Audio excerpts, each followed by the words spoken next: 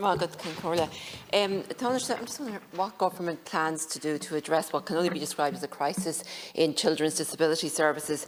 Now, the Progress and Disability Model was established and it set up the CNDTs throughout the country in 2001, but they're not working, and there's I think the delay in addressing this crisis will have knock-on consequences on all of those children that require services now on their ability to live independently.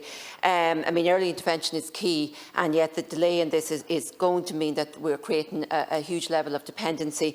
I mean, currently, as it stands, the number of applications overdue for completion, this is for assessment of needs, stands at 12,722 at the end of Q3, and that's a 30% increase on the end of last year. And then the HSE is outsourcing the assessment of needs as well to private operators, private psychologists and so on. And the cost of that keeps rising as well. So we're putting money into spending money on vital services, but there's no oversight of it and the price keeps going up, and there's not even a standardised AON process as well. Parents are telling me sometimes it's only taking an hour and a half.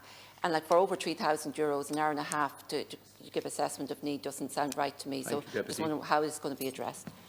I never supported progressive disability when I was in opposition, when it was first brought in 2013. I don't believe it's working, and I don't believe it has worked. I believe a multidisciplinary school-led programme should be developed with multidisciplinary therapy teams in schools, beginning with special schools. I recall a time when special schools had therapists on site, and it worked. Progressing disability was of the view we should take them out of the special schools and have a broader service for a wider population. But what seems to have happened is that service has diluted and diluted, and then there was too much burden placed on the CDNT teams who had large numbers. And it's not simple, but in my view, it clearly hasn't worked.